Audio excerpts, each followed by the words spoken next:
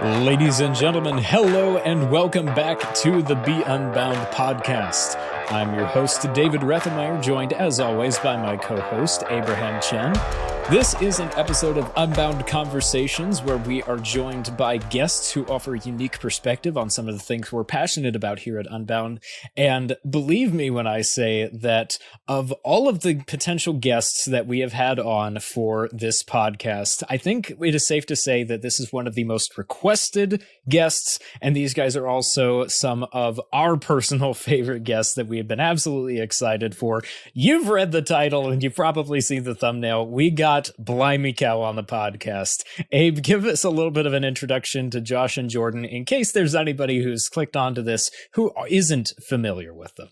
Well, David, yes, we have BlimeyCow. I might throw slight shade, okay? If you're homeschooled, which a lot of us within the Unbound community are, and you don't know who BlimeyCow is, I'll just say you should check them out. They are an YouTube channel that have been around for a long time. Josh and Jordan Taylor have been making videos about homeschool life, the homeschool community, and a huge variety of other topics for many years. I essentially grew up watching BlimeyCow on YouTube. David, I don't know about you. I'll throw this out there. I'm pretty sure the first BlimeyCow video I saw was somewhere around 10 or 11 years ago. So I think so too, because I went back and I looked at my YouTube account that I think I made back in the day. The first YouTube video that I ever clicked like on was a BlimeyCow video. I looked back and it was in, I believe, 2011. So I've been watching it for well over a 2011. decade. That sounds about right. Yes.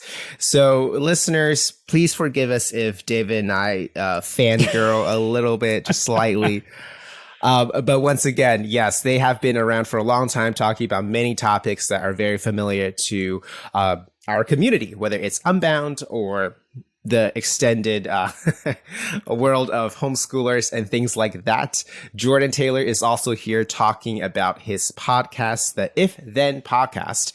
He is going into season 2. There's a lot of really cool behind the scenes details that I did not know about. And yeah, it's something that, again, I'm not sure if there's other places that they've talked about a lot of these behind the scenes details. So you don't want to miss that. Absolutely. So we will shut up and we will let Jordan and Josh kick things off. So please enjoy the episode.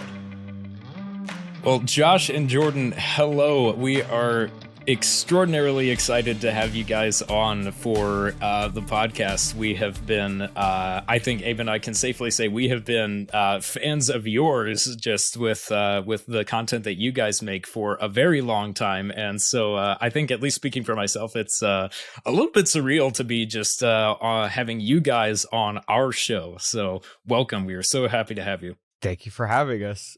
Yeah, thank you so much. Yeah, we are. I mean, I'll speak for myself. I will try very hard not to fangirl on this podcast. But yes, again, just watching and getting to talk with a duo that I've literally grown up watching is amazing. So yeah, like I wanted to ask this just, David, we were talking before we started recording that, yeah, most people listening to this podcast should know who BlimeyCow is. But just the out chance out there that someone does not, I wanted to give you guys a chance to introduce yourselves to, like, however you want to. Like, you're right. Like, people have preconceived notions of what BlimeyCow is. How would you guys introduce yourselves? Josh, you take this away because I have struggled so long whenever people are like, so what is it that you do? It's like, I finally gotten the courage to say, I'm a YouTuber, strangely enough. Like, if I'm at the dentist, they're like, what do you do? I'm a YouTuber, strangely enough. Before it was, I have video work. Now Jordan, it's just YouTube. Whenever I was going through old footage for the last video that we were editing, I found an old Messy Mondays video that was talking about what it's like to be quote unquote famous on YouTube, but the point of our video was that we weren't really that famous on YouTube. And so there's a point in the video where you say, look, I don't really consider myself a famous YouTuber. I'm more often than not awkwardly trying to explain to my neighbors what I do for a living. Yes, very true. Very It made me true. laugh. I forgot about that. Yes, that's what we do. We kind of awkwardly try to explain to our neighbors what we do for a living. No, we make YouTube videos. We've done that since we were both teenagers. Jordan, I think, was 14. I was 16 or 17 when we started. Kind of did it on and off for several years, and then I got out of college, and we decided to see if we could make a go at it. We started a weekly show called Messy Mondays that several months later sort of just blew up on YouTube. Back when videos kind of would still organically go viral on YouTube. And then you would actually get a following. You'd actually get a following. From it, yeah. I saw a video today on YouTube that had like hundreds of thousands of views. The guy had 500 subscribers. I see that all the time. It's so depressing. Anyways, so yeah, we just kind of just comment on society and culture, and our main focus is trying to think for yourself, I guess. And just kind of take things from it. I don't know, sort of poking fun at conservative Christianity, but as people sort of in that world, in that bubble, so it doesn't feel as scathing, though people still find ways, a way to get upset at us, even though we love you. So yeah, I guess that's about it. What do you think, Jordan? Yeah, I always just get out of the question by saying it's like, I don't know, it's like Christian comedy, even though that's a terrible way to describe it. I feel like, yeah, exactly. So John Christ, Tim Hawkins, no, Mark Lowry, not really. Yeah, no, I think that's about it. But yeah, so these guys, I appreciate the way that you describe it, but I think that I will remove the humility, and I will brag on you guys, because like, I will say pathetic. that, like, we have these guys on for a reason. People need to know.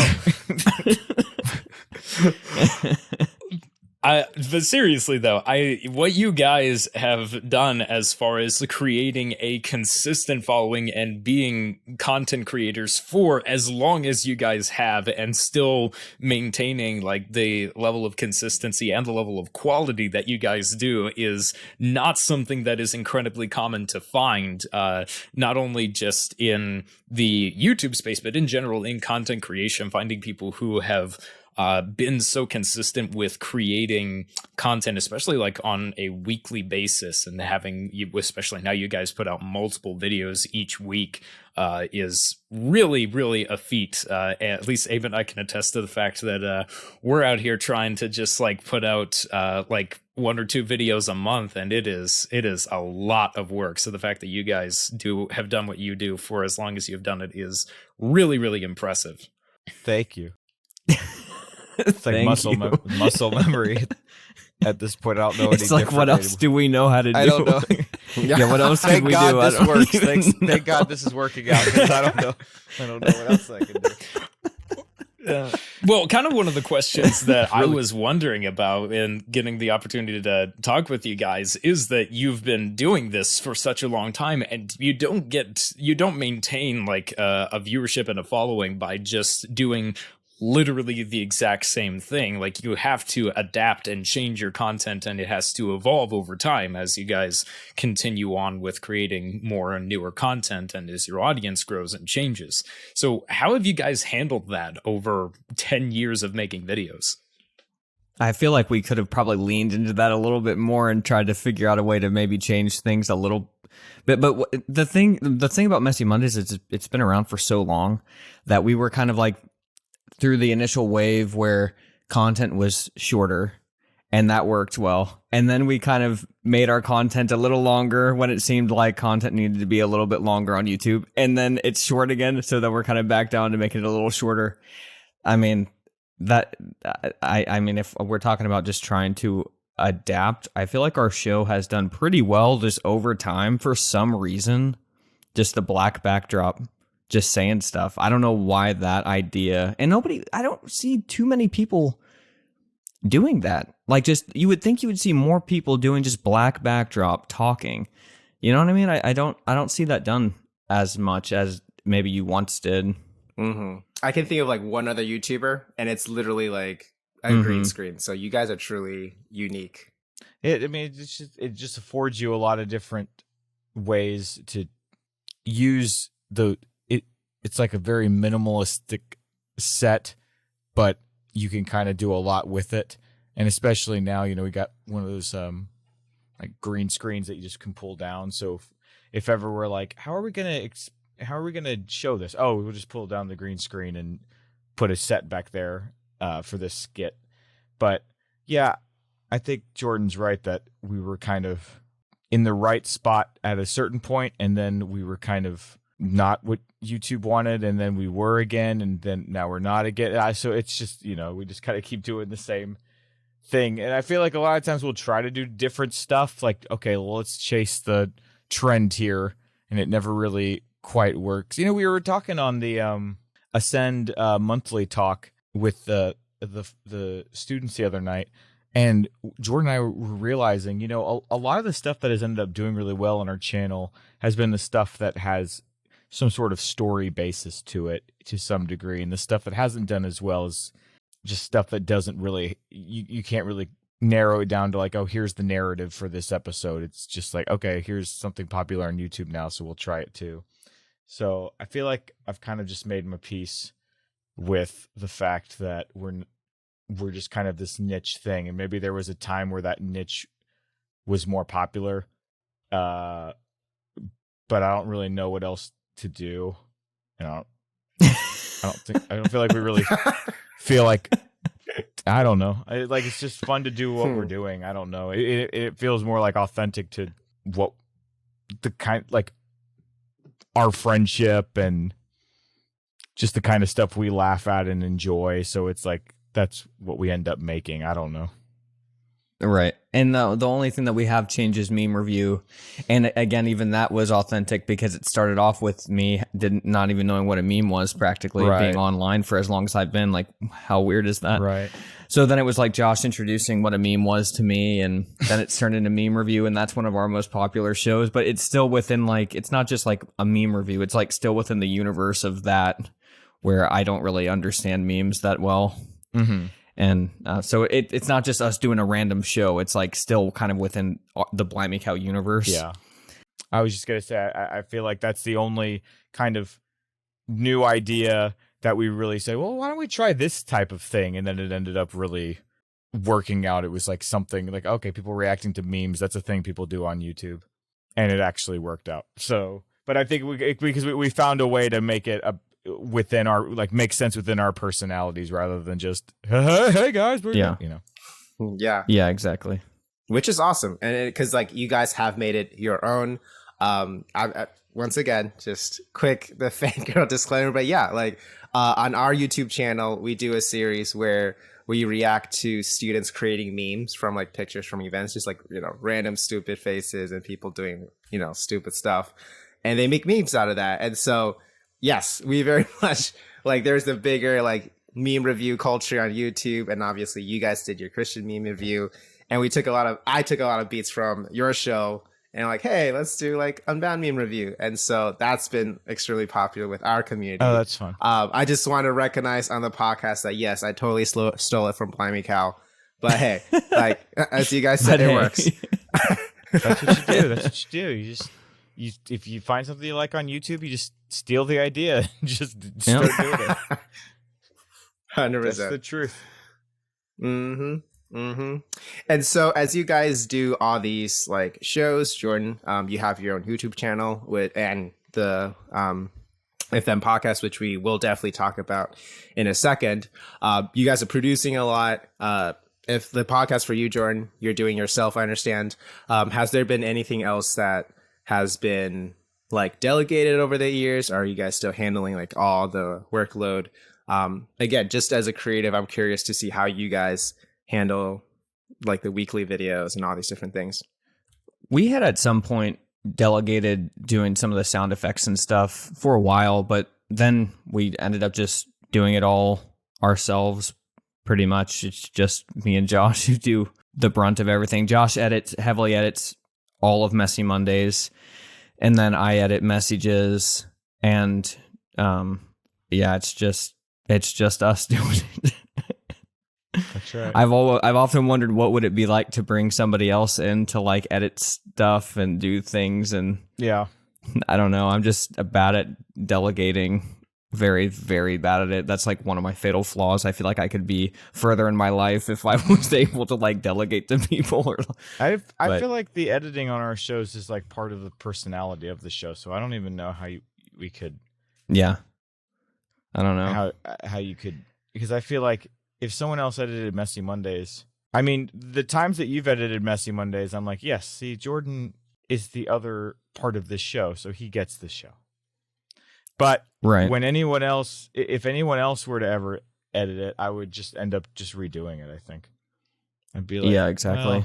And the only way I wouldn't is if I was just like, okay, fine, whatever, because like I didn't care about it. But that's not that's not true. Like I care so much about that show. I love it so much. So I don't think I could. And it's probably a fatal flaw for me too.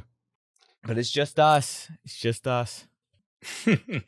Well, it's just interesting. I think that makes a lot of sense for you guys, because your show is just so very personal, and like what you guys have already talked about is the fact that like it's so much of just you guys and your personality that's coming through as you're creating an episode of Messy Mondays or Messages or something like that. It's very, very much just you guys. And so finding someone who would be able to like do some like of the editing that would still be able to kind of match the, I guess in a sense, it's your brand to an extent, can be quite challenging. I've heard a lot of other creators talk about that challenge and how difficult it can be to find someone who's sort of true to the format and the style that you've kind of grown with over the course of your career. And it's not just like finding somebody that can do it. It's like because you have to find somebody who gets it, and then you have to pay them enough to keep doing it.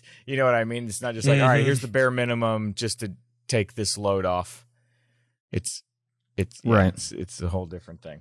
And it's like we've been doing it for so long. It's not like it takes an exorbitant amount of time to. It takes a lot of time, but it's not anything new that we haven't done for 10 plus years. Right. So it's like, okay, it's so easy to flip into edit this and know exactly how you're supposed to do it. Right. But yeah, so it literally is just a part of you. I don't even know what it would be like without having it. I'm such an efficient editor of Messy Mondays, and I know Jordan is like a really efficient editor of Messages. Like I can bust out an episode of Messy Mondays I feel like is much more difficult to edit sometimes than Messages, because Messages is just like, I'm putting in the text. I have to, but like I have to know the comedic timing, obviously, like when to stop the music, when to cut back to the question and when it goes away, and then I interrupt and stuff like that. But I mean, if I am solely focused on doing that, and if we don't have a bonus Messages for the supporters who support us, then I can edit Messages in 2 hours and have it uploaded and a thumbnail done. So it doesn't take that much time, but that's just like, that show is very straightforward. With Messy Mondays, there's a lot more creativity that Josh might have to think of, like if he's going to add a lot of stuff, and like if there's some little inside joke, like pull up a clip of something happening, that takes a lot of time to do that. But that part of it is fun. Like once I've got the bones of it on the timeline, and then I'm looking through, I'm like, all right, can I punch this up and make it funnier? That part of it is really fun. But just all the initial... Like if it's more of a narration, more of, I feel like, I often wonder if when I'm literally just talking, reading the script more, if that takes you more time to edit because you feel like you have to add more text and funny things to kind of propel the video, or if that takes... It kind of just depends. I was going to ask you that. Yeah, it kind of just depends. I try to think of that stuff ahead of time. I don't know. I feel like we have a pretty good rapport now, where you're like, okay, it would be funnier if things went off script a little bit here, just to kind of make it more interesting. And that stuff does help with the pacing, just because at any time in Messy Mondays where things go a little bit different than you're expecting, it kind of just keeps you engaged with what's happening. So yeah, for sure. And with writing, I mean, sometimes when Josh is writing the script, he'll just put in there, like, just we'll make up something here. Yeah. And then, so it's like if he gets stuck in writing, it's not like he's not going to spend days and days trying to come up with one thing. He'll just say, come up with it. And then we'll put Big Head Kid on, and who is the character, for people who don't know, that's the character that I play in the show. His name is Big Head Kid. And, then we'll just come up with something on the fly, and it takes like 5 seconds. For some reason, it's really easy to come up with stuff with that guy. I don't get writer's block as much anymore, because now I do that. I just say, add a joke here, and then when I'm showing it to Jordan, like, just, what do you think? Oh, we could do that. Oh, that's funny. Okay, perfect. Yeah. And sometimes we don't realize that stuff until we're actually shooting, like we're in the middle of recording. Yeah, like, yeah. Oh, right, we need to add a joke here. Yeah. Yeah. And like things that come on the fly.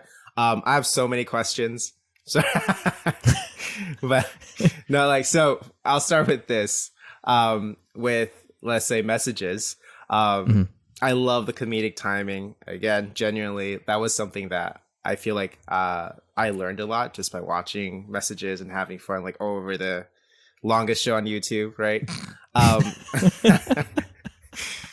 So was there something else that influenced your comedic timing and like the cutting off music? Like I found, like, even like unconsciously, like learning that, and in my own editing with videos of like, picking those like beats up and whatnot. Was there something that influenced you? I mean, influences for that would be, would just be, like before I edited messages, I remember when I was learning, Josh taught me how to edit, and that's why I learned, was because I wanted to help and edit messages. So I did it from then on. But just watching how Josh did it in Messy Mondays and stuff, that just kind of came naturally after being a part of it for so long and filming scripts and just kind of instinctively, doing it for so long, just instinctively knowing, oh, this is when this will happen. This is when this would, and it's almost like you're editing it in your head, even though I'm not the one editing it. I can see how it's going to be edited. And so once I started really editing messages, it was like, oh, okay, obvious. It's not even like a thought, like you just do it. Yeah. It's strange. I don't really think of another influence other than that. How about thumbnails? Can we just talk YouTube thumbnails and the best clickbaity messages out there? Like, who comes up with that? How does that work? Oftentimes we'll come up, in messages, oftentimes, like, I'm always, that's the part that takes me the longest, is trying to come up with the title and the thumbnail. So while we're doing messages, the entire time I'm answering them, I am desperately in the back of my mind trying to think of, okay, how can this question be the title and the thumbnail? But, Josh just picks out the questions and just tries to pick the most ridiculous stuff. And oftentimes when we're filming in messages, and I'll edit this part out, but there's often this point where I'm like, Josh, that's the title. And then I'll say the title, and then I'll like remember it. And then when I get home, I'll just make that the title. It's so interesting how like different people will just, even if like you're skilled in the exact same thing, will have like completely different things that just like will end up being the hiccup. Like for whatever reason, it's like you with like thumbnails take you a really long time. Abe and I had this conversation not long ago where like I was telling him that like, for whenever I make a video, I think the thing that takes me the longest, even if it's like a half-hour long video, is picking music. I hate that process, and it takes me forever. And for whatever reason, that trips me up. And Abe's just like, he does it in 5 minutes, and I hate him for it.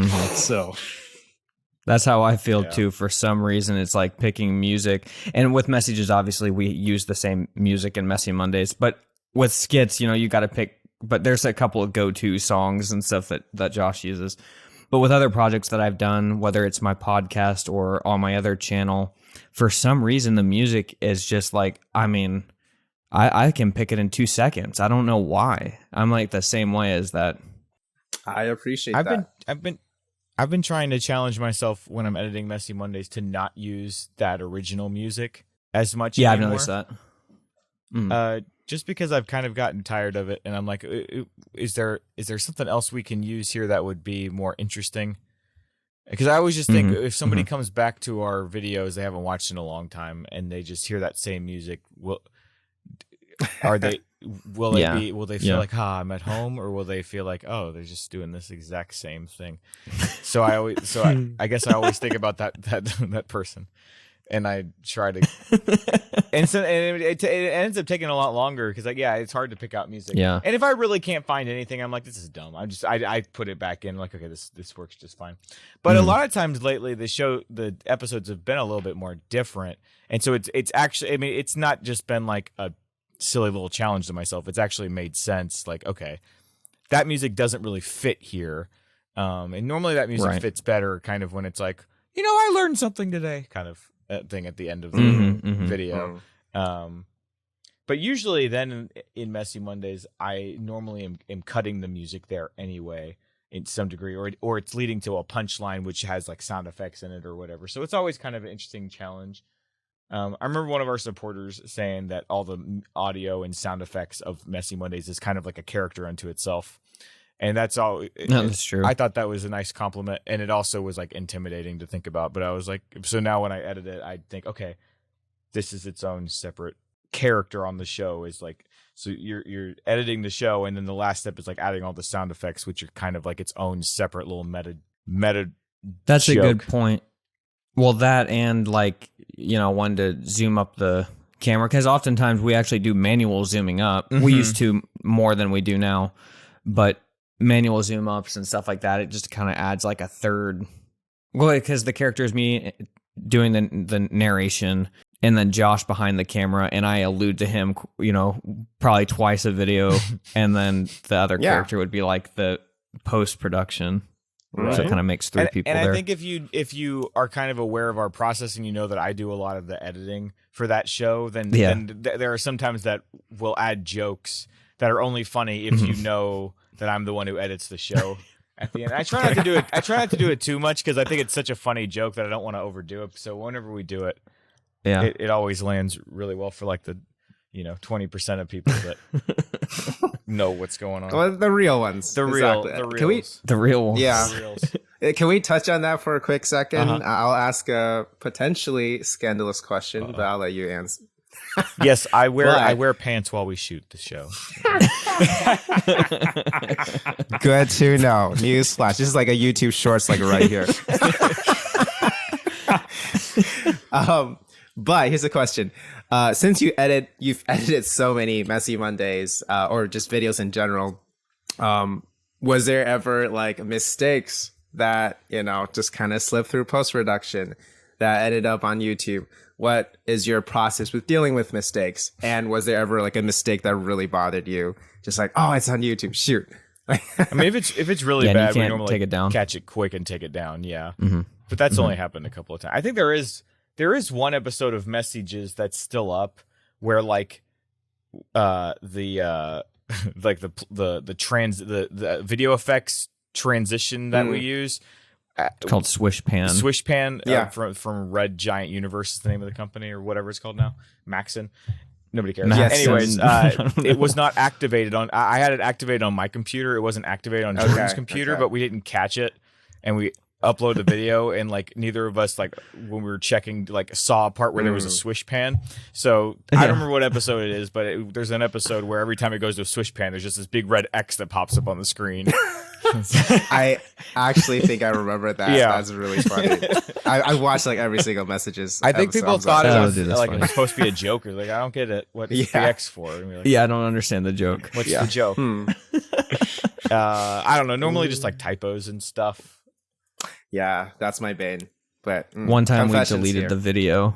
The video was just completely deleted one time. Oh, that has only happened one after time. After we shot it? Before after we shot it, it got deleted off the SD cards, so we had to shoot it. Well, we've never done that either. No, that's never happened. It definitely didn't happen like 2 months ago. Good to know. Good to know.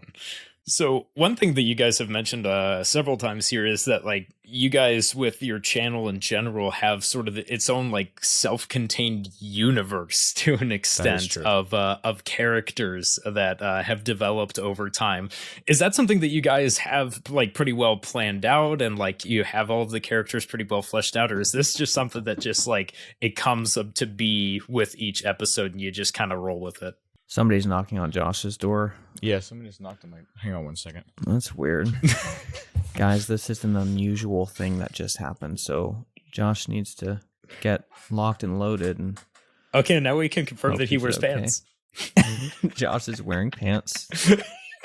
Thank goodness. Wow, who is it going to be? I'm so curious. I can't wait to see who walks past. Is Josh going to be in a hostage situation? Can I just confirm, is Josh's room like a different angle of the messages room? This is the computer that I'm sitting at. Yeah, so this is the same. That's the chair that I sit in messages. Gotcha. I was going to say, I feel like I recognize the bottle of apple cider vinegar there in the background, so I figured that was it. Yeah, we've changed the space where we film messages several times. We filmed a couple at my house, but that never landed. I don't know. My house is weird, as in it's like a log house, so that show needs drywall. I feel like it doesn't need to feel like antique or something. I don't know. So we filmed that over there. It just wouldn't feel right psychoanalyzing people's relationship issues in a log cabin looking background. No, there's something not right with that. Oh man, that's the first time that Josh's neighbor has ever knocked on his back door. Wow. I guarantee you. That was a very weird occurrence, so that was good for the podcast. Caught it on camera. Caught it on camera. For better, for worse. Now I completely forgot your question. Now you're gonna have to. I mean, that's okay. Us. I'm gonna have to ask it again anyway. So yeah, I it's got all you. good. Okay. Michael's just gonna have this big old section to cut out. Michael, your friendly podcast editor here. You know what, David? I think I'm going to actually keep this section in because there's some really interesting stuff here. So enjoy some behind the scenes from BlimeyCow and the Be Unbound podcast as a short intermission of this episode. How long have you guys been doing this podcast for? What episode are we on? We were just talking about that before the show. So this will actually be, of the show as a whole, it will be episode 96. So basically the first about 45 episodes were our another guy who used to work for the company who's since moved on, and then basically the podcast just got kind of handed to Abe and I, and we were just like, okay, cool, we'll do a podcast, we'll do the podcast, sure. So this is actually our 50th episode recording together. We went back and looked, and episode 46 was our first one. So wow. Sorry for the interruption. My neighbor has never knocked on my door like that. My back door. That's what I said, guys. I said Josh's neighbor has never knocked on his back door. This is 1 in a million. Scared me. That kind of scared me. I was like, Kelly's upstairs. Who's knocking on my door? Wow. All right. Anyway, sorry about that. So one thing that you guys have mentioned a couple times during this conversation is that you guys have this whole sort of universe of characters that have grown on your channel, and of recurring characters that show up that all have different personalities. Is that sort of like universe of characters something that like you have kind of planned out and written out for like a lot of them as far as like sort of personalities and like do's and don'ts for characters, or is that something that just kind of naturally happens every single time? I think that pretty much just naturally happened over time. You would just, well, it first started with Big Head Kid, and Big Head Kid is actually a character that I had created before we did Messy Mondays, kind of like in the off time that we were doing BlimeyCow. Really? Yeah. I was like just while I was in college and Jordan and Amy were making videos on but not not uploading them, just having them on the computer. Right. I put them up on Facebook. Yeah. It was like that's what I did. It was a 365, so I was recording a video for 365 days straight every day, and it was just me in front of like photo booth, and it was named Big Head Kid because the face was stretched, like the forehead was stretched up. And so I developed this whole thing, this whole story, and his dad and the bike, and he was like his dad like made him ride this bike. It made sense. All right. It sounds really weird, but within this universe, it made total sense. And it was really funny. And it was the first time that I had like developed this character. I was just doing it with my sister. Like, it was just funny. I was making them for her. And then when we did BlimeyCow again, we needed a character or something. And then this Big Head Kid character was kind of like legend a bit in like my family. It was like something that we talked about, and I would impersonate, this character all the time. And then we just threw him into a Messy Mondays, and then it slowly evolved into, here's this Justin Bieber wig that I bought for like a skate night at my college. So then I just threw that on, and then I just had this shirt at Old Navy I never wore, and so I just put that on, and then it just like, here's some 3D glasses, and that was how that I remember developed. at one point you had like had to use the whole ensemble, and then the next week it wasn't like set in stone what he was going to look like or anything. We just kept doing the character, and so we just like threw the glasses on you, and you were like, I think we need to commit to a look for this guy. And I was like, yeah, we probably should. Well, then just put on what you wore last week then. And that was kind of... I don't remember that at all. I'll never forget that. That's funny. I remember you were like, Wow. we need to commit to a look for this guy. I was committed to Big Head Kid. I wanted this to work. But then as we needed the characters like Grandpa Jordan, and I think YOLO was the next character that really was developed. That one was thought out. I mean, you wrote the script, and then when you came over we were filming at my parents' house at that point in my bedroom, and I had like I think I might have had a white hat there. No, we had the Jesus wig that you put on. Yeah, I don't. And then we had the Jesus character and stuff. Did we? I don't even remember. Were we writing? Yeah, I guess we were writing scripts at that point. I don't remember if we just came up with that joke because I remember we did that over and over again trying to get it right. And yeah, but that was fun. It was like that was the first time that we had a character other than Big Head Kid, and then it just sort of took off from there. Just all these different random characters, and yeah, we don't have. I don't. It's not like we have it written out like the. I don't know. I think there are just times where we're shooting and we'll have a character doing something, or maybe just one of us just dressed normally will be doing something. We'll say, this is actually something Grandpa Jordan would say, or this is something public school kid would say, or that kind of thing. And so it just we all just kind of understand those characters, and so. And not whatever you're wearing. You don't quite have like the Kevin character. Feige like full storyboard of like all the arc of the characters. The only thing we have for that would be interesting. The only thing like that is just when it comes to brother time. But that's because that's actually a true like narrative, like almost like a drama series. So that's actually sort of mapped and understandable, and you could sit there and understand the timeline if I wanted to sit down and write it out. Yeah. And can I just say, I'm just so happy that you guys are just still doing that, because thanks, it's buddy. just one of the few series that still like is produced on YouTube that really just gives me that like feeling of old school YouTube, even with like the newer cameras and whatnot. It's just like, I feel like I'm back in 2009 again. Thanks. And this is Thanks, good David. feeling. That means a lot. Just Yes. I 100% agree with that. I'm glad you like that show. We love making it so much. It's so much fun. And it shows, and we love it for it. And then, like, weird side note as well, as I was doing like research, I was just having fun like Googling characters, right? And I think it's a weird flex to say you've made it when you can Google like BlimeyCow Jesus, and like Google image has a bunch of stuff. Are you serious? That's hilarious. I didn't even know that. So, like, when your characters can be Googled, imaged, and like, That's funny.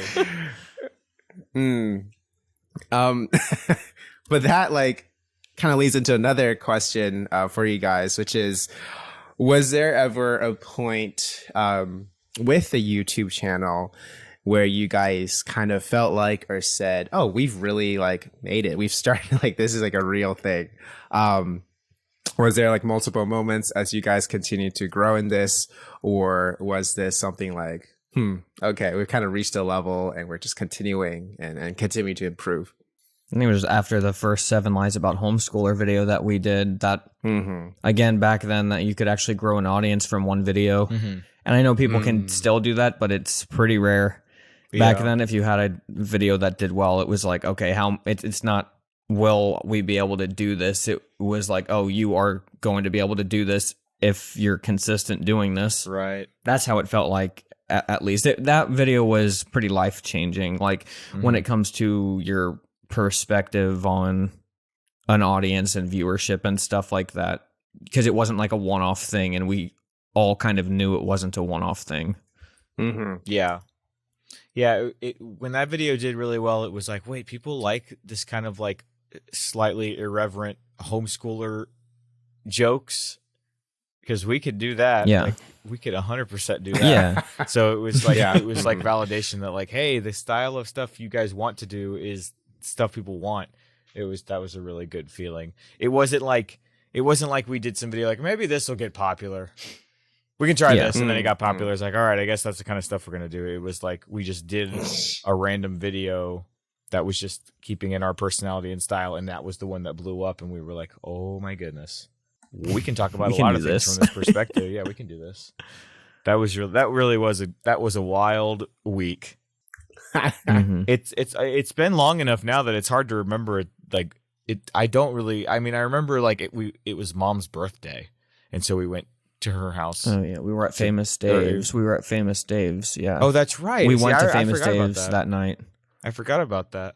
Yeah, but you guys met at Mom and Dad's, and then we drove. I'm pretty sure we drove over there. Okay. That's why. Okay. And then we drove back. So there's like, because I was still living at home, so I would have ridden with Mom and Dad. Jordan and Amy were still living at home. This is so crazy. That was so long ago now. It's been almost 13 years or 11 years. What?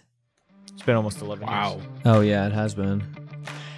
Hey everyone, David here with a quick break in the episode. Wanted to let you guys know about a program that is open for enrollment right now with Unbound called Ascend Semester.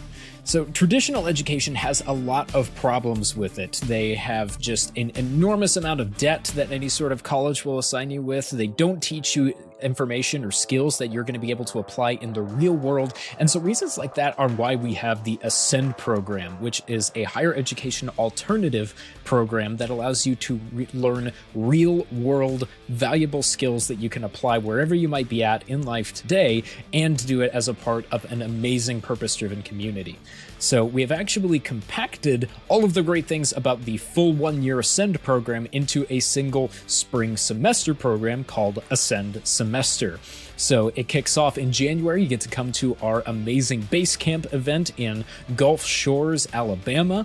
And you get to join an Ascend team full of like-minded peers, and you get to work on an Ascend project that will have you doing some really cool stuff. So if you want to learn more about the program, enrollment closes for it on January 6th. So you want to make sure to check it out soon. You can visit beunbound.us/semester to learn more. The link will be down below. That is beunbound.us/semester. Now, back to the episode. Well, I remember in one video, I don't remember which one, but that one of you said that before that video, you still had email notifications turned on for every like new subscriber that came on, basically. And so then that video basically made it so that your entire inbox was completely full. Yeah. Dude, that was crazy. Yeah, I got email notifications when we get new subscribers for a long time. I remember when Josh published that on Monday, I was at school, and I remember him like texting me and saying that it was blowing up and stuff. And so I went and checked, and I was at the library, and I remember what computer I was at, and because I didn't have a smartphone, so I had to go on the computer at the library, and I looked up the video, and it was like had so many views and stuff. And I had been joking with all my friends, like it's so weird to think about. Like I actually had a sticky note like on my old PC, like my old laptop. There was this sticky note function that you could put on your desktop, and on there I had like just a list of these stupid goals that were just like funny. And one was like eat banana. The next one was make viral video. And like it had been sitting on there for like months, like a year, just as a joke. Nailed it. And like in class, I always told my friends like, I just want to have a viral video, guys, because I had one friend who like had her husband actually had like a video. He could really sing well, and his video did really well. And I remember talking to her. I was like, Crystal, how did he do it? I have to have a viral video. And it was like that, like a couple months later, we were just like hitting video after video after video. I forgot I actually marked off on that sticky note after that day. Make viral video, I put a check mark next to it. Crushed it. There It you was go. funny.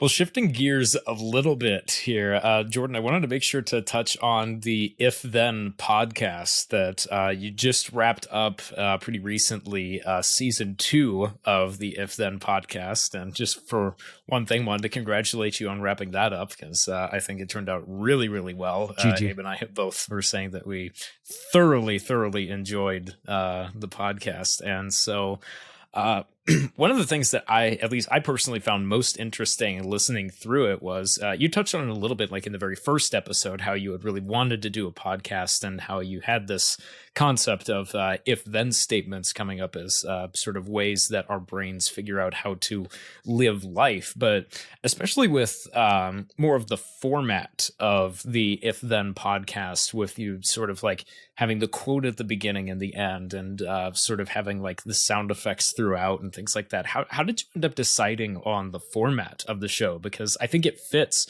really well with the message that you're conveying with sort of the style of content that you're doing. But I can't really think of a whole lot of other, at least current programs that really have that kind of format. Yeah, when I was listening to to start, I don't really listen to podcasts at all. I can't think of one other than I'm always learning new things, always trying to learn new things, and just like everybody wants to learn another language, learning Spanish, and I found out that Duolingo had a Spanish speaking podcast. And I just listened to the same episode literally every day. I'd go out and walk my dog, and I wouldn't listen to just like a bunch of the episodes. I would just listen to the same episode every single day for like a month, just trying to learn like those specific words. And because I was like, what's the point if I listen to a million episodes? Like, I just want to listen to that one.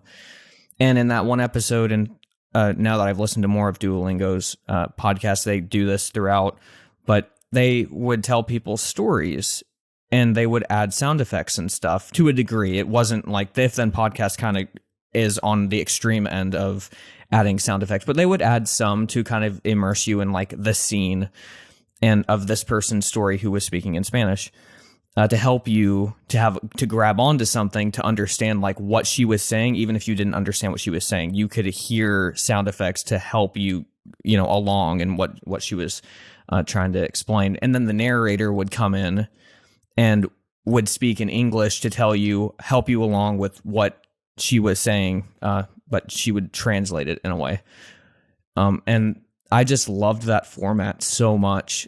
And I didn't think I didn't have a plan like with the If Then podcast, that I literally had no plan when I went into making that first episode. I just had some inspirations from the Duolingo podcast, and I had just read I had just bought a book from Goodwill that was like a daily schedule book, and just randomly at the top they had a ton of like quotes on every page to like inspire you or whatever.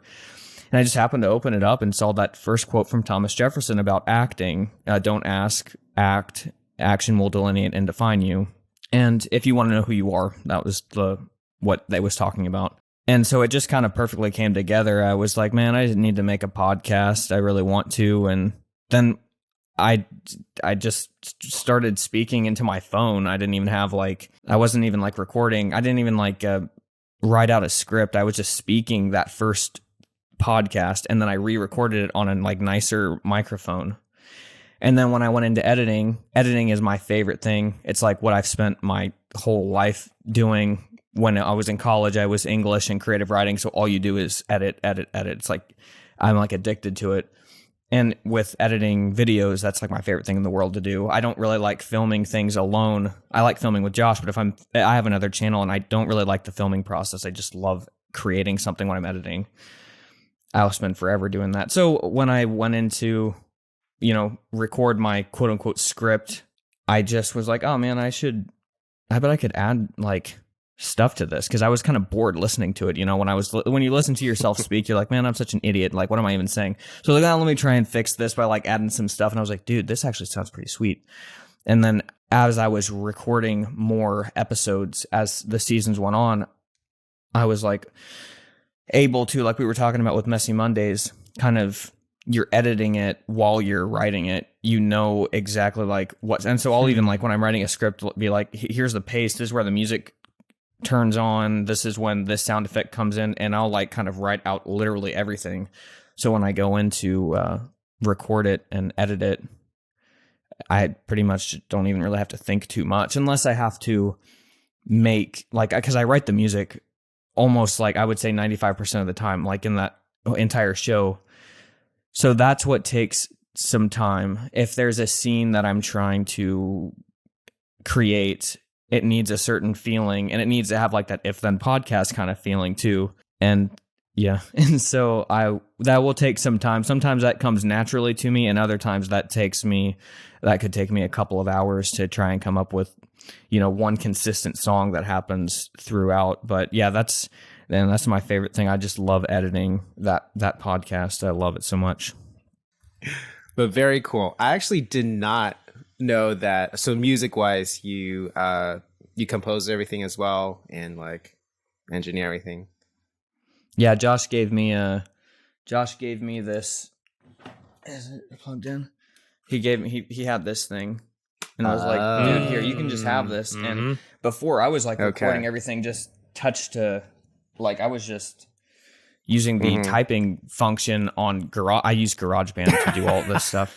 And I was just using like the keyboard to like create this intro and all this stuff. And so when he gave me that was life-changing. That is awesome. See, I'm learning so many behind the scenes. I did not know that. That just makes it like so much more cool. Like for anyone who's listening, and you should shout out to the YouTube channel, go watch the actual video. It was like a MIDI pad, I guess. Yeah, a little mini keyboard. I should have described that. So just pulling it out. This is a podcast after all. I don't remember why I originally bought that thing. I don't remember what to, I think when I wanted to start doing sound effects for Messy Mondays, I thought maybe that would be interesting to, but I never got around to setting it up. It's nice. I mean, it's very nice. Yeah. And then again, like the music does truly fit. I was literally listening to it this morning, and how just it fits really, really well. And that's so cool that you also like produce everything and create the music yourself. Yeah, the thing that takes the longest is like mixing it and trying to figure out like just the levels of everything, man. It's like when you think you're done, then you've got to go through and be like, let me listen to this on the iPhone. Let me listen to this on a laptop speaker. How does it sound on headphones? And so things that are particularly bassy kind of can be an issue. So I have to like figure. Anyways, it's just a big thing. You're never done until it uploads on. What I use is Libsyn. It's never done until that is uploaded. Same. Yeah. Okay. Yeah. Yeah. Oh man. Like I was just going to comment that like, it's hard enough to figure out how to balance like just a voice with, and figure out how to like EQ a voice for having to make it sound good when it's coming through on a podcast, and then having a voice along with several layers of sound effects. Like, yeah, you're learning some really good audio engineering chops there. Yeah. So props to that. 100%. What do you edit on? We can just geek out for a little bit. I just use GarageBand. Like I record everything in GarageBand and I edit. Can you believe that?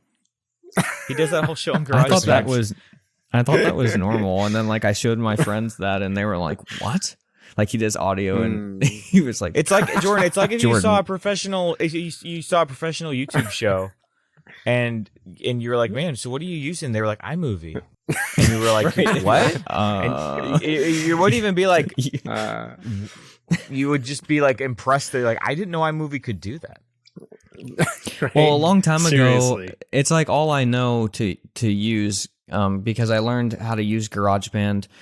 Before anything, like I bought a book at the library. I checked out a book at the library when I was very young, and it was like how to use GarageBand because I wanted to start recording music. And which ended up becoming useful because when I actually produced a CD, I used GarageBand to like do the demos and stuff. So I was familiar with it. And then when I learned to like kind of use it again for the podcast, I was like, dude, they've added so much. Like, I mean, you can put drums in this. Like, to me, this seemed state of the art. You know, I know people think this probably isn't the best thing, but I was like, dude, you can put for free.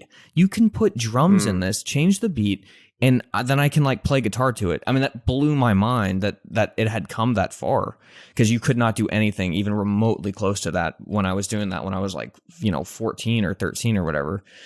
So to me, it was like, dude, this just opens up everything. I didn't know any different, so I just used it, and I honestly can't imagine using another program because I've got all of my stuff in there. I know every single sound effect in there, so I'm like, I don't want to change. I hope they don't update it and then I lose something. Jordan just like takes his computer offline and never updates. No, I don't update this computer. I literally don't.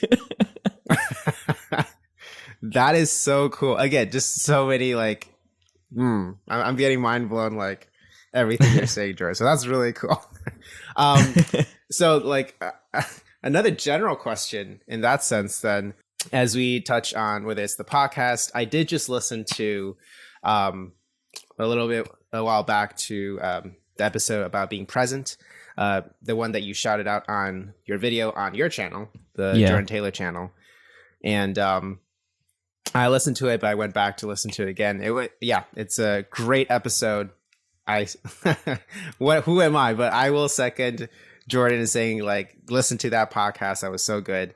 Thank you for producing that. And just very raw as well. Very much affected me.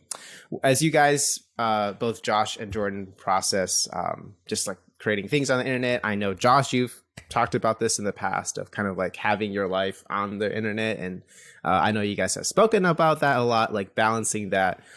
There's two questions. One, do you guys see yourselves continuing to just produce content like way down the road with and like how do you balance that with that whole aspect of like, this is personal life and this is your like, what you're sharing online and things like that? If that makes sense, that's a question. Actually, you want to go? I'll answer. You go. I mean, we'll make videos forever. Yeah, as long as people want to watch, we'll keep making videos. Like I said, I don't know what else to do. Well, you guys heard it here. Let's go. We're happy. I don't know. I don't know what I would. Sometimes I think, man, what would I do if I wasn't making YouTube videos? And then I think about it for a second, and I'm like, I would just want to make videos. I would just want to. Yeah, that's. I would just want to keep. It's like such a part of your life. Yeah, right. I mean, literally, we have done this for so long. It's not even. It's not even. You don't even feel like you're doing it. You just feel like you're doing a daily activity. Like BlimeyCow has been like over half of my life now. Yeah, and well over half of mine. Like exactly half now that I think about it, because it's 17 and I'm 34 now. So, but what was the first part of the question? Oh, about I don't know. I mean, I don't even have social media or anything anymore. So I don't really. I interact with the supporter community that we have, and we've got the Homeschool With Us website, the social media platform for the homeschooling parents. I interact with people on there. But like in general, I don't know. Like I based on what Kelly tells me and Jordan too, to a degree, like everything happens on like Instagram now and TikTok and stuff, and so in a lot of ways, I feel very disconnected. In what was a good way at first, but now I almost feel like I don't know what's going on anymore. To a degree, which I think is somewhat of a hindrance, because the show is sort of about like culture and stuff, and I just feel very disconnected from everything. So that's specific. You can be like me, and you can be like me and have social media and still have literally no idea what's going on. Know how to manage that one. Yeah. I mean, Jordan's experience would be a little different than mine, but the same in some ways, I guess. Yeah, I don't know. I mean, I definitely I always joked with people. I was like, once I have kids, I'll probably just delete all my social media. And then I did. Yeah, and, I remember that. I don't know. I don't really know how else to answer that, but I don't really think about it too much. It's not like, I mean, Jordan is more on camera for more of it. So I got recognized for the first time in years a couple of weeks ago. And I was like, oh, right, I forgot. Like that used to happen sometimes. It doesn't really happen anymore, but it happened the other day. and it always just kind of a surreal feeling. But people are always like super friendly, so it's not weird or anything. It's just really cool. So yeah, I don't know. Yeah, Jordan, any thoughts? Yeah, I guess I'm more open on my other channel, Jordan Taylor videos, just about my life and stuff. And I guess that wasn't more of like, I guess that was more of like a choice at some point. I don't know, of like to share a lot about my life. But it's now I pretty much just make videos whenever there's some kind of like life update that I want to talk about. That channel it's crazy. I've been doing it for, man, like how many years has it been? 9 years now, 8 to 9 years now. It's unbelievable.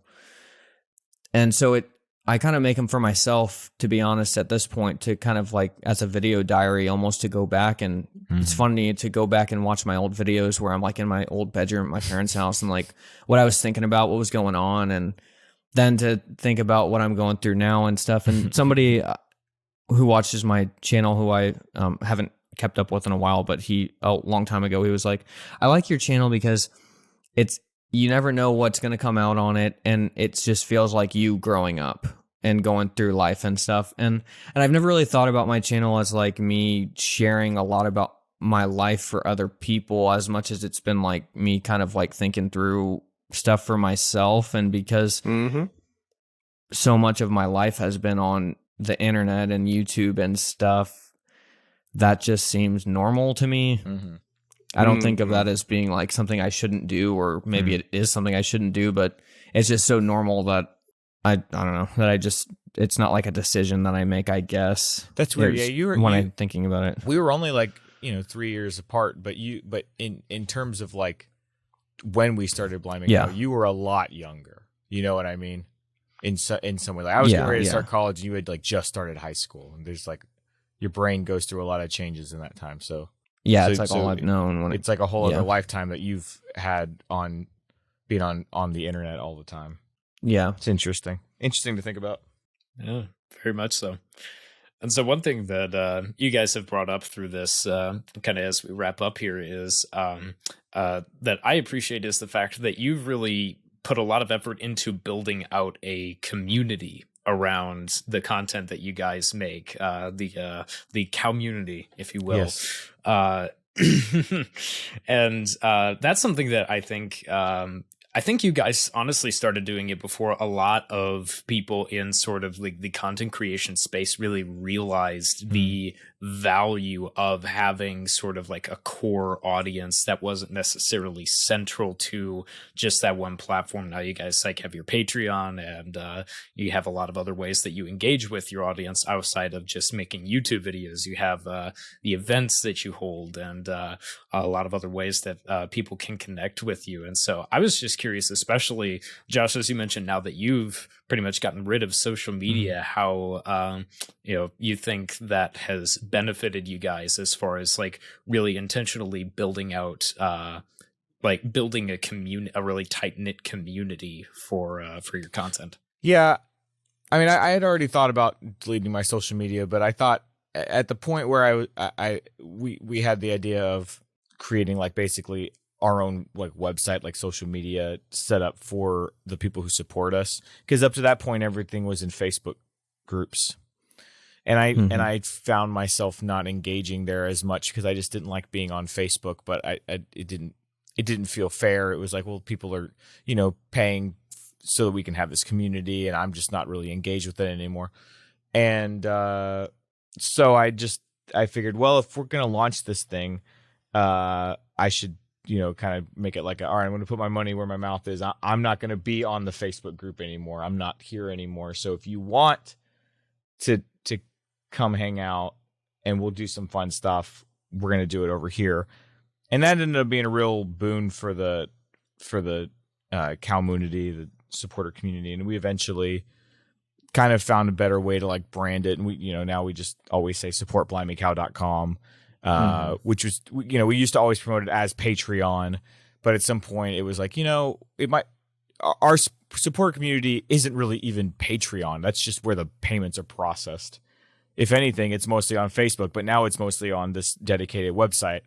So that way, now we just have a URL so that if, we're not on Patreon or we move the payment processing to another platform at some point or whatever, then we can still always just point people to supportblimeycow.com, and that link doesn't just go straight to our Patreon, but for now that's where it goes. But, yeah, it's been good. I like, interacting with everybody on there. I think that maybe more than a lot of other channels are the people who watch our videos there's sort of like a camaraderie, almost like it was back in the day when you would find somebody who liked Homestar Runner. That's always the example I go back to. Like if you had a friend who liked Homestar Runner, you met somebody who liked Homestar Runner, you just knew you were going to have a lot in common with that person, because it was sort of this weird niche thing. And so it wasn't even that you just knew it was that you enjoyed it. And it's like, okay, well, if you think that's funny, then I know we're going to get along. So that kind of lends itself really nicely to a community of friendly kids, who, for the most part, all get along and can hang out on a social media platform without all the stress and headache of, Facebook and Twitter and all that kind of stuff. So, it's still challenging kind of managing and running a community like that, but it's been so rewarding. And I mean, there's so many, we just had BlimeyCon again this year, and finally for the first time in a while.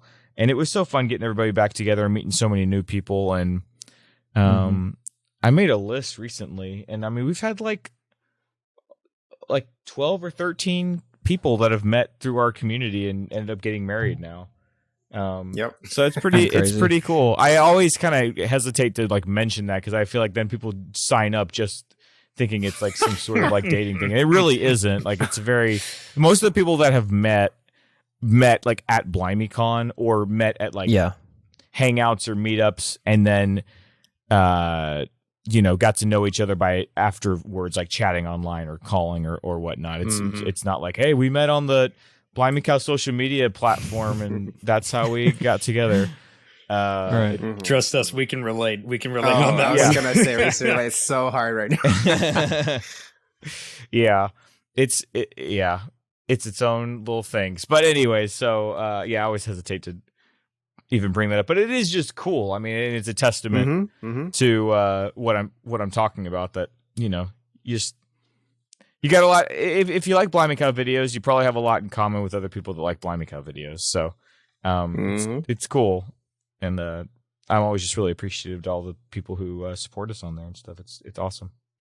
Well, I can tell you, at least from the Unbound side of things, it's been really cool to just to be a very small part of the community, and just the fact that we get to sponsor you guys' videos, and we like that too. The fact that we've had we appreciate it. This is a mutually beneficial relationship, but.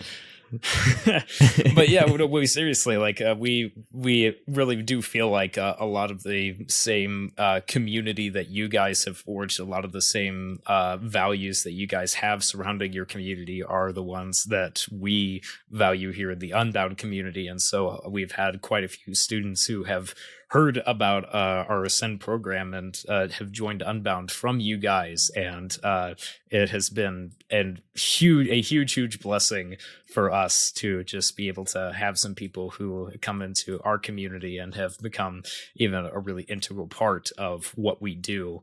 And their starting point was you guys, and so that's awesome. Yeah, so we for a lot of reasons, we really appreciate you guys and your content, and yeah, we have really appreciated finally having you guys on this show. So thank you guys for all of your content, all of your hard work, and for joining us for this podcast episode. Thanks for having us. It's been a lot of fun. Yeah, thank you so much. Anytime. Is there anything that you guys would like to shout out specifically that we can put in the show notes down below for people to check out? This is your time to pitch any and everything that you are working on. Go listen to Jordan's podcast. Go, Josh. I just want to point people to ifthenpodcast.com. Jordan's podcast is so good. If you haven't heard it, I always hype it up in the supporter community for BlimeyCow. I'm like, if you guys gotta go check this out if you haven't yet. It's really good. I was saying that's the main thing that I kind of work on behind the scenes, is that podcast, and it means that podcast means a lot to me, and it's a great way for me to process through things that are in my mind that I haven't really thought through enough to be able to like articulate it. And so it's all of that stuff that I talk about on there, whether it's about learning or being more present or, you know, trying to master something really fast. It's all stuff that's just kind of like been a part of me for a long time, and finally sitting down and writing out some scripts to, you know, I think it's one of the things that really, that podcast represents me as a person really, really well. So if anybody, you know, wants to learn more about like my thought process or what I mean, that's kind of like the main place I would go. 2 full seasons you can already check out. Yes, sir. I will join Josh in saying, hey, if you have not checked out the podcast, check out the podcast. It's really good. Thanks. Absolutely. Oh, and if anybody's homeschooled here and they have parents, then go to homeschoolwithus.com. Go check that site out too. There you go. All right. Well, once again, thank you guys for joining us. And, hey, check out the podcast, check out the website, and, of course, go subscribe to BlimeyCow. Well, here we go, guys. Again, if you have not, I do highly recommend you check out the BlimeyCow YouTube channel and all their other links down below. If you have not listened to the If Then podcast, there will also be a link below. Check out Jordan's website and all his other information and links. David, this was a super fun conversation. Here we go. Last episode of the season. How are you feeling? Oh, fantastic. What a phenomenal way to end the season. I think we are going to have a hard time topping that next season when it comes out. But you know what? We're going to have to do our best. So, yeah. We'll have to work on it. We will. It'll be good. But for those of you who have joined us for this episode, if this is your first episode with us, you've joined, I think, for one of the best ones. But we have a lot of other excellent episodes that you can go back through from this season. Would highly recommend checking out some of our other shows. And we will be back after a couple of months. We will be taking a break for the holidays, and you will be seeing episodes from season 6 of the Be Unbound podcast coming out very soon. So thank you all so much for joining us for this episode and for this season. As always, be unbound. And that's a wrap on the season. Let's go. Thank you, Michael. Woo! This is the last episode you have to edit for a good while. You get a break, buddy. Hopefully.